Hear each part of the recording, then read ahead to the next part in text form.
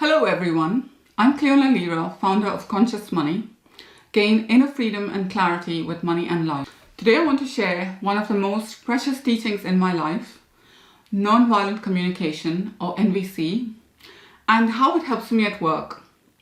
Hopefully this video will inspire you to learn more and to gain some tools that you could apply to increase connection and empathy with clients, as well as increase your productivity whilst making life more wonderful overall. Nonviolent communication is a tool that guides practitioners in reframing how they express themselves, how to hear others and resolve conflicts by focusing on what they're observing, feeling, needing, and requesting. It is a tool that leads us towards compassionate connection between people in which everyone's needs are valued and are met through cooperation. We are relational, social beings, and so connection is immensely helpful and feels so good. We spontaneously want to collaborate from a place of natural giving and receiving when there is a strong sense of connection. Dr. Marshall Rosenberg, was the creator of NVC. People struggle to see themselves as violent, and a lot of times I get that, oh, I'm not violent. Some people don't like the term nonviolent communication. I do. Dr. Marshall Rosenberg coined the phrase after being inspired by Mahatma Gandhi's ahimsa, which Mahatma Gandhi defined as more than just the absence of violence. Ahimsa is intense love. So NVC is about truth, courage, and love. It's about having the courage to speak truth with care for the other. NVC is not about being nice. It's about being real and authentic. So what are the ways in which we are violent? Blame, shame, judgment, attack, guilt, criticism, diagnosis, demands, labels, and sometimes we also stay silent when we are deeply stirred. These are all ways of being violent with ourselves and with others. This life-alienating language quickly makes us feel defensive and shut down. It doesn't help connection, and it makes it harder for us to cooperate and to have mutual needs met. I came across nonviolent communication around September 2009 via my boyfriend. It's a funny story, so I'll share. We were arguing a lot 2 years into our relationship, as you do. The people closest to you can also be the most annoying and inadvertently help our personal growth. So rather arrogantly, I said to him in a moment of intense frustration that we have to fix how we communicate, since I am clearly not the one with the issue, as I have a psychology degree, I've done numerous silent Vipassana retreats, I've read loads of self-help books. I want you to find a solution and a way out. I had clearly diagnosed the issue, labeled and blamed him with the problem, and probably didn't deliver the message very tactfully either. Luckily, my boyfriend was able to hear me through my pain, despite the words that I had used intending blame. And we bought this book. He bought the book, Nonviolent Communication, A Language of Life, by Dr. Marshall Rosenberg. I read the book, and it did help a lot. But then life got in the way, and I kind of forgot about it. Then I lost my dad in December 2010, and I realized that people were really terrible at empathy.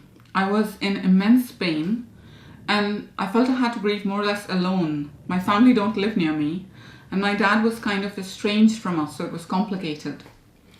The kind of comments I got were heartbreaking, such as, "I don't understand why you care, you hardly knew him," etc.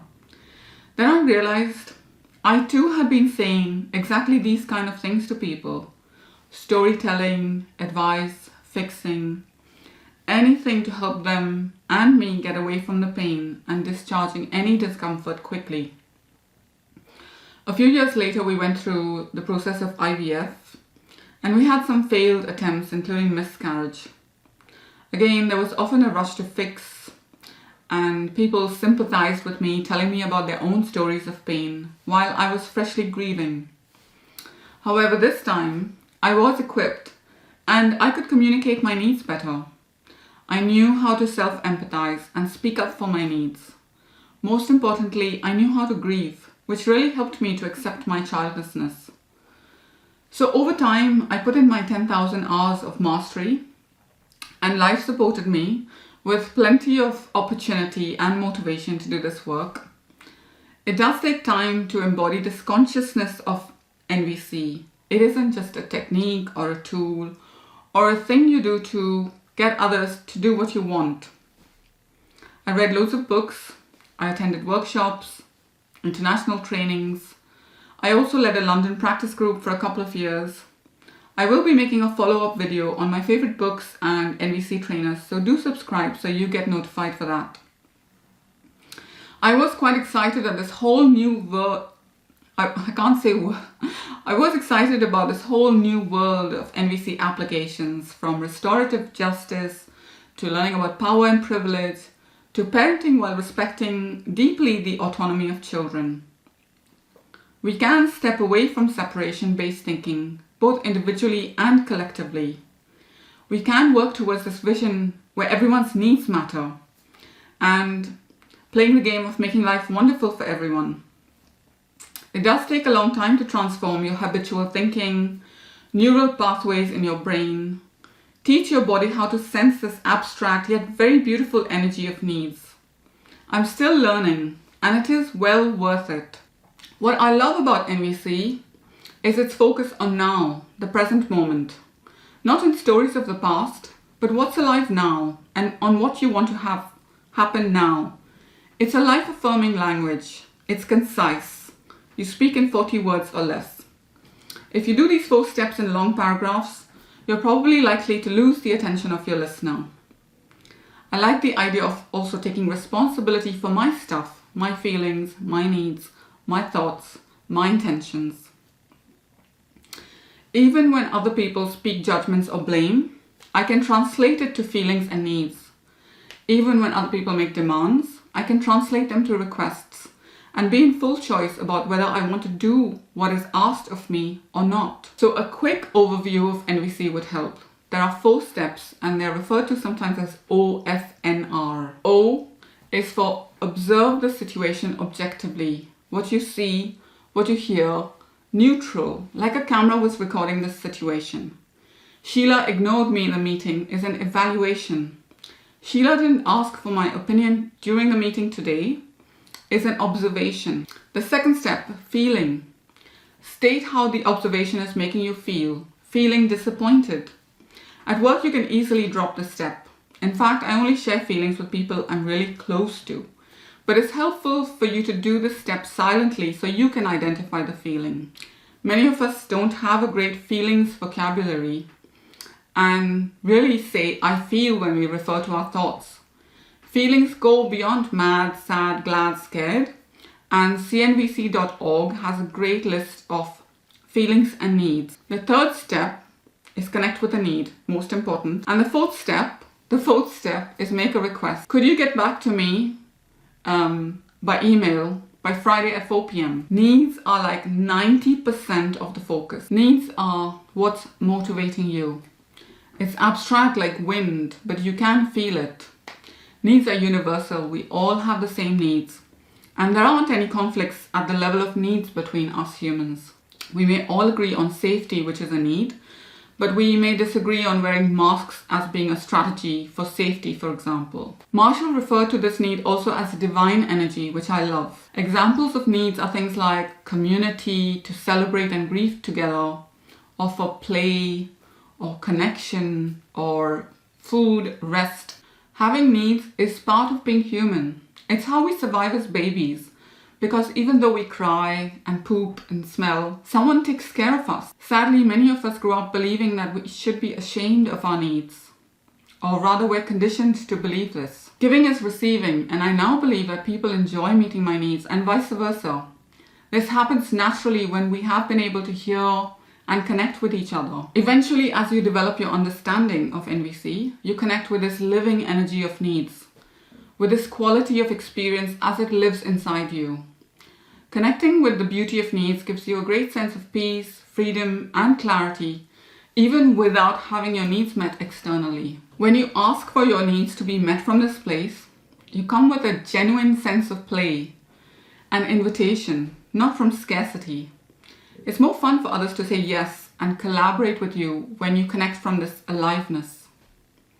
Requests are about let's make this need happen. Let's move the need to something concrete, doable, specific. A request is a request and not a demand because you're open to hearing no. The whole focus of NVC is finding a solution that works for everyone's needs. So you tend to be really flexible on strategies and respecting and caring for the willingness of the other and their capacity to do what you ask. And your own, of course. People tend to cooperate when they sense that their needs matter to you. So this is an important piece to integrate. We all have our autonomy triggers, so we really don't do well with hearing demands. So how does NVC help me with my work? Firstly, listening and empathy. With empathy in NVC, the focus is on what is important to the other person, their feelings and needs. The energetic focus is on the other person when you reflect. When you reflect back, you make you statements, not I statements. I statements tend to be about sympathy when you're relating to someone.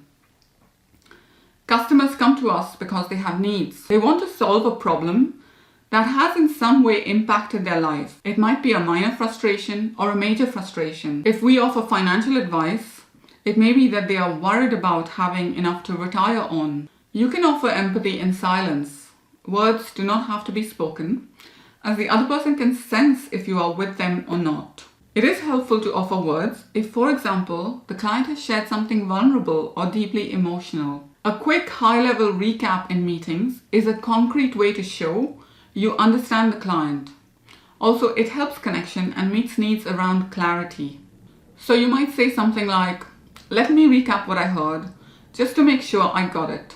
What I heard you say was da-da-da-da-da. Did I miss anything? Is that fairly accurate? Secondly, with money, work and play. Marshall explained that money is one way, one strategy to meet needs. There are many others. Which gets me to a very expansive and abundant place when I'm stuck in lack, scarcity, contraction. To remember that money is just one way to meet needs. I can meet my needs with and without money. So for example, if a participant in a workshop would rather barter a service with me than give me money, I can be open to it. Also, money and pricing can be heard as a request. I could choose to hear demands as a request too in NVC. This means that I'm in full choice about what I want to receive and what I want to give when I see a price. I highly recommend watching Marshall's video called NVC and Money, which I will link in the description. Around work, Marshall made a provocative statement: never do anything that isn't play. Remembering this helps me to be productive because I'm usually not blaming or shaming myself into doing work. I used to, but that's just a terrible game to play. I want to be wholehearted about my work and work with clients that I like. I genuinely like all my clients. Also, if I really detest a certain aspect of my work, then I find strategies such as finding someone who enjoys editing my YouTube videos, for example. If a client does not wish to work with me, which happens to us all from time to time, I'm able to hear the yes behind the no, their needs to which they're saying yes to, by saying no to the strategy of working with me. It means that I don't take the no personally. I find I'm more relaxed when I work. I allow things to happen naturally. I'm not as anxious or trying to control outcomes, which I can't control anyway. I'm still driven and work hard, but in a less fixated, more spacious kind of way. One of my big needs at work is play. So I'm sure I make work feel fun. I make meetings fun for me and for my clients as much as possible. Play is such a huge human need, and we spend so much time at work, it may as well be fun. Thirdly, difficult conversations are easier. Whiny colleagues are translated to people with unmet needs. Also, I notice very quickly when I separate from people internally and start to make enemy images. where I start to label them or start to call them, words inside my head like annoying or worse words. I enjoy seeing the jackal show, as Marshall called it, and then translating it to feelings and needs. So allowing myself to see the movie that I make in my head about that person and then translating it to feelings and needs. So there's no repression or suppression involved. During conversations that are difficult, or any conversation, you're always in choice about whether you want to listen to someone or not. I often interrupt conversations with the aim of increasing connection. It turns out that when the listener is bored, often the speaker is too. So it can lead to a more alive conversation if both parties are attuned to connection and capacity for listening to the number of words spoken. Also, if a client gets emotional, if for example they're going through a rough divorce or just lost a parent, I have an increased capacity for enjoying their pain, as Marshall called it. Again, this was said provocatively and it may sound sadistic, but allowing people to feel their feelings and process grief and sadness is so important. The world I want to live in is one where we know how to relate to illness and death and grief. These events are just part and parcel of our lives. Fourthly, facilitating workshops and meetings. We've all been in unproductive meetings, which are such a waste of time. Marshall taught that often when we speak in groups, we're not clear on what we want back. Are we just venting? Do we need feedback from one person or via show of hands? It helps to be clear on the response you want back when you speak into a group. Also, NVC reminds me to be concise. There's a good acronym called WAIT. Why am I talking? This is so helpful. Also, it's helpful to ask, what is my intention? Or what am I telling myself if you catch yourself in a story? Or what am I thinking if you hear evaluations or judgments? When we feel understood, we are likely to cooperate more and have that team spirit feeling that boosts productivity. In workshops, I can help facilitate so the group maintains focus on purpose, attending to individual participants if need be, if they're triggered, with enough empathy so they can return to the workshop. Also, attending to power and privilege in the room and being mindful of who's speaking, in what order, and doing what I can to steward my privilege to ensure that everyone's needs matter. The fifth way is clarity with emails. I find I make clearer requests on emails. For example, I'll write NNR in emails in the subject line or via text, which stands for no need to reply or no need to respond. If there's a deadline or action needed, I mark it clearly in fluorescent ink and say something like, could you please respond to me by 4 p.m. on Friday? Request language means we ask for what we want, but not at the expense of other stakeholders. It's a genuine invitation. I also recap with a line of written empathy if this is needed, if the client feels frustrated or anxious, for example. The sixth way it helps me is providing feedback and offering gratitude. Gratitude in NVC is quite specific, again with request energy. Honoring the willingness of the other to hear your feedback. You share specific actions that help to meet needs. So rather than say, you're amazing, which offers no helpful information and is also a sort of a judgment or an evaluation, you might say to your client that, let's say, took time to write you a review or a testimonial, I'm thrilled to read your review. Thank you. It will help others to find me and get a sense of how I work. I so appreciate it. And finally, seventh, being a professional with sensitivity. So often we assume being professional is being armored up at the workplace, cut off from the neck down, aloof, distant. NVC encourages me to see my own humanity and that of others. When we are kinder and gentler and more self-accepting with ourselves, we are likely to be the same relaxed way with others too. Especially as my role involves talking about money, this is so important as often feelings of guilt and shame come up with having or not having money. I do hope you enjoyed this video and it inspires you to learn more about NVC, and hopefully it helps your sense of well-being with work, with anything in life. Don't wait to argue with someone you love to learn it. That boyfriend and I are now happily married and have fun being around each other every day.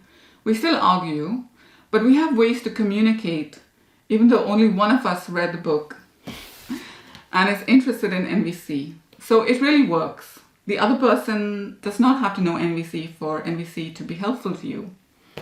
Remember, lots of practice.